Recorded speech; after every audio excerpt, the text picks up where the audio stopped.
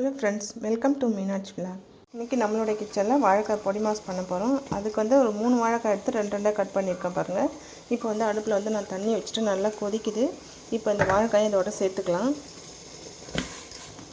ஒரு 3/4 பாகம் வேகிற அளவுக்கு நம்ம வேக வச்சு எடுத்துக்கலாம். அப்போ தான் துருவும் போது ஈஸியாக வரும்.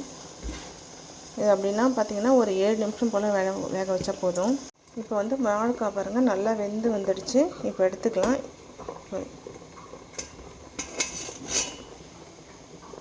இப்போ நம்ம எடுத்து வச்ச வாழைக்காய் நல்லா ஆறி வந்துடுச்சு. இப்போ நம்ம தோல் எடுத்துக்கலாம்.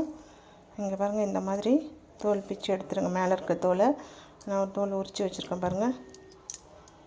இப்போ வாழைக்காயில் தோலில் நான் உரிச்சிட்டு கொஞ்சமாக இந்த சீவலில் சேர்த்து கொஞ்சமும் சீவி வச்சுருக்கேன் பாருங்கள். கொஞ்சம் பெரிய சைஸாக இருக்கிற மாதிரி நீங்கள் துருவி வச்சுக்கோங்க. இந்த மாதிரி நல்லா பொடியாக துருவும் போது நல்லா அழகாக வரும்.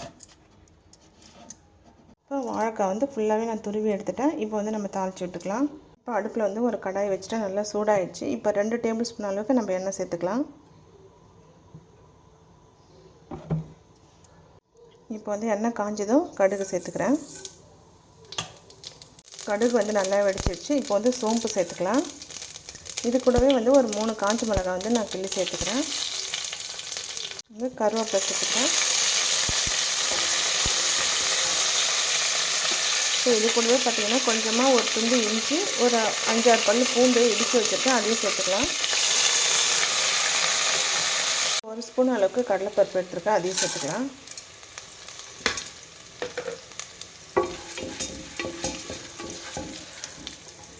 இப்போ கொஞ்சமாக மஞ்சள் தூள் சேர்த்துக்கிறேன்.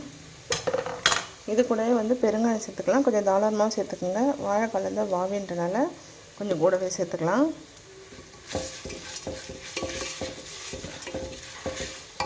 இப்போ நம்ம துருவின வாழைக்காய் சேர்க்குறேன்.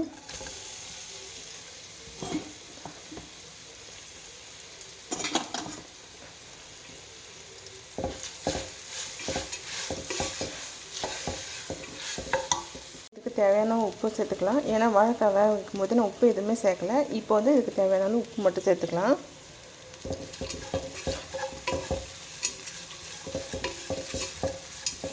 வாழைக்காய் ஏற்கனவே வந்தது தான், அதனால் நம்ம ரொம்ப நேரம் வேக வைக்கணும் அவசியம் கிடையாது. இப்போ துருவின தேங்காய் சேர்த்துக்கலாம்.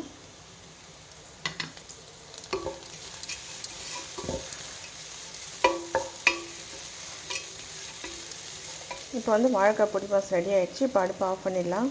வாழைக்காய் பொடி மாஸ் ரெடி ஆகிடுச்சு. நீங்களும் வீட்டில் ட்ரை பண்ணி பாருங்கள். எப்படி இருக்குன்னு சொல்லிட்டு கமெண்ட்ஸில் சொல்லுங்கள்.